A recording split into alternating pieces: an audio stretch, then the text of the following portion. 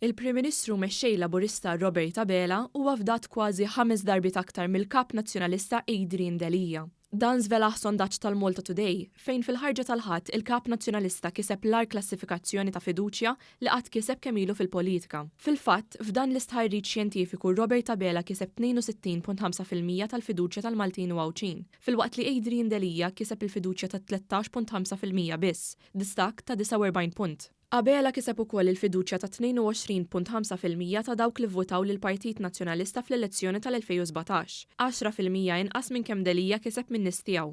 Abela għandu l-fiduċja tal-maġġoranza assoluta tan-nisa u rġiel f'pajjiżna b'60.4% u 64.4% rispettivament. Meta kienu mistoqsija għalfejn jafdaw lil Abela aktar minn Adrian Delija, in-nies wieġbu li tul dawn it-tleġġimat li Robert Abela ilu Prim Ministru ħa diversi deċiżjonijiet tajbin.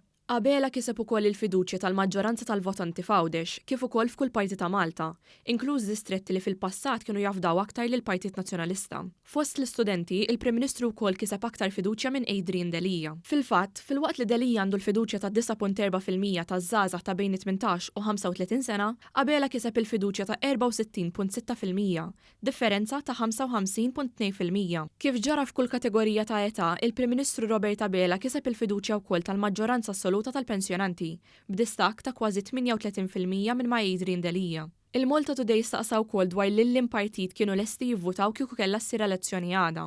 Hawnhekk, il-Partit Laburista kiseb 49.2% u l-Partit Nazzjonalista kiseb 23.8%, dan ifisser distak ta' 25.4%.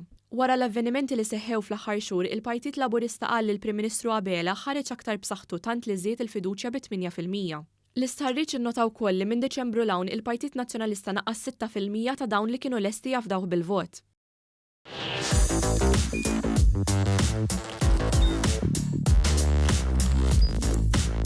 Idħol fuq one.com.mt u hemmhekk tista' tara l-programmi kollha li jxandru fuq One permezz ta' One Play.